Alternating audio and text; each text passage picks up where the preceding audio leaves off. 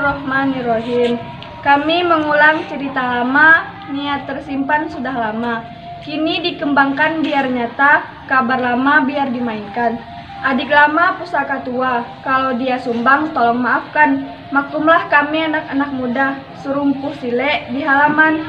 Semua orang ditebang keduanya, baik yang pintar maupun yang bukan, sama disimbah keduanya. Tersebut kabar masa dahulu, kabar bernama Sabainan Alwi.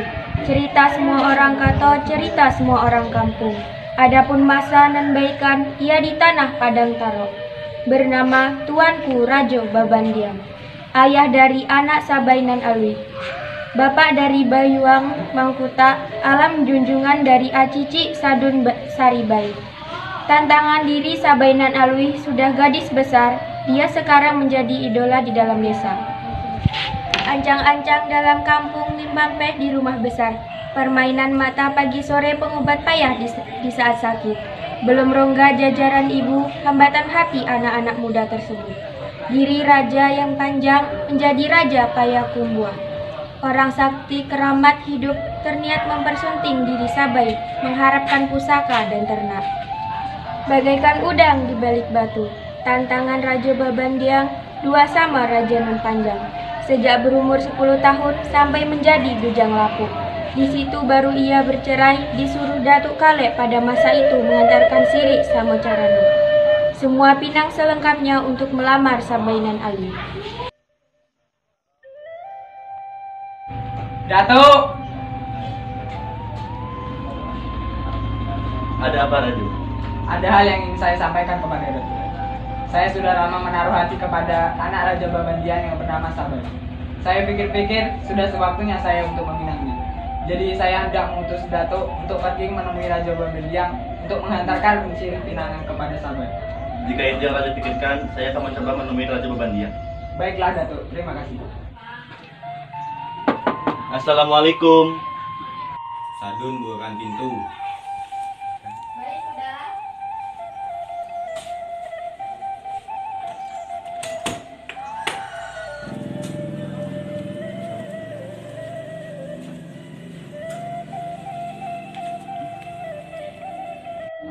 Raja Babandian, sebelumnya saya ingin meminta maaf pada Rajo.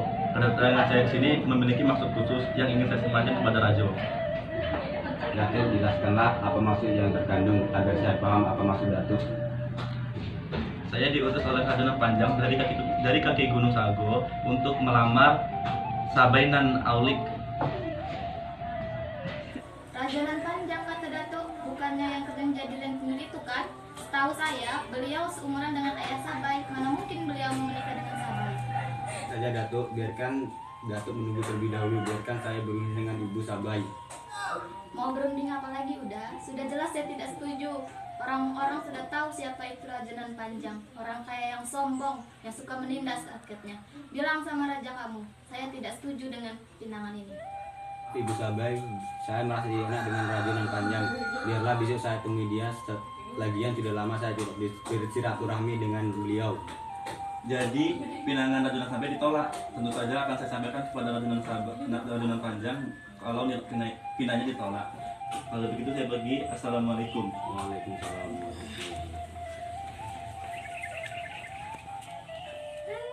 Pokoknya saya sebagai ibu yang melahirkan Sabai tidak setuju dia menikah dengan Raja Nan Panjang. Ingat udah, dia adalah raja kaya yang sombong yang suka menindas masyarakat seperti kita. Iya, Sadun udah paham, tapi kan Sadun tahu kalau Raja Nan Panjang adalah teman udah suatu kecil, teman bergerau dan teman berkilat. Udah tahu bagaimana dia, apalagi sekarang dia sudah menjadi raja di Gunung Sago.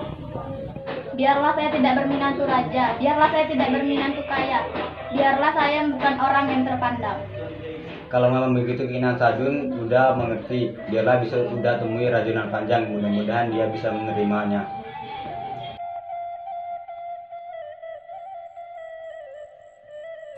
Raja Babandian menolak pinangan saya. Apa dia tidak tahu siapa saya? Saya ini Raja Nan Panjang, penguasa negeri di sekeliling Gunung Sago. Larangan saya patahkan, keinginan saya dapatkan. Tolong sampaikan kepada Raja Babandian, saya tunggu di ladang pemautan. Baik, Tuan. Pendekar! Ada apakah Tuan memanggil kami berdua? Kedua pendekar saya panggil.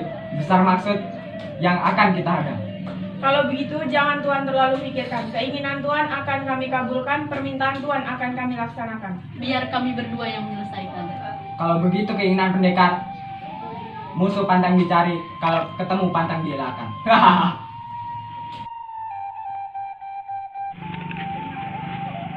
Ayah, lihat deh layang-layang alam. Ini alam sendiri yang buat, ekornya panjang, ginkangnya bagus. Tapi alam mau buat yang lebih besar dari ini. Untuk itu alam mau pergi cari bambu dulu ya. Ya pergilah nak, tapi sebelum pergi dengarkan pesan ayah baik-baik. Jaga diri baik-baik dan berpandai-pandailah dalam berteman. Musuh jangan dicari dan pantang dielakkan. Alam adalah anak yang kelak akan menjaga ibu Sadun dan Uni Sabai. Jadi jaga diri baik-baik ya nak. Iya ya, kalau begitu alam pergi dulu ya. Assalamualaikum. Ayah jadi pergi? Iya nak, Sabai demam. Tidak ya, Sabai hanya tidak enak hati. Sabai bermimpi buruk. Ayam pinak rasalah mati. Jinjuang sini rasalah tabah. Kabau rasalah hilang. Lumbuang padi rasalah tabaka. Apa artinya ya? Sabai tidak perlu cemas, duduklah di sini biar ayah terangkan. Kalau ayam pinantang mati raso, manggota alam akan dipinang orang.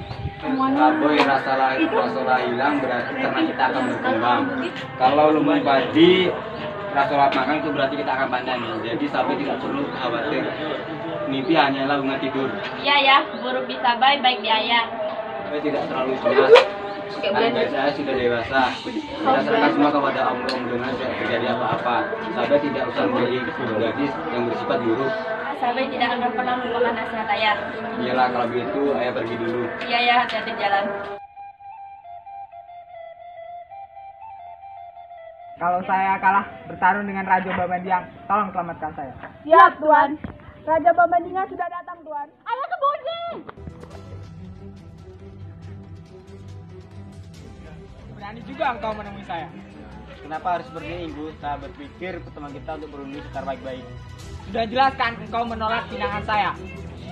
Coba dengar dulu, Engku. Sabai belum siap untuk berumah tangga. Umurnya belum setahun jagung. Mohon mengerti dengan itu. Alah, terlalu banyak alasan. Sudah capek telinga saya mendengarkannya. Terima ini.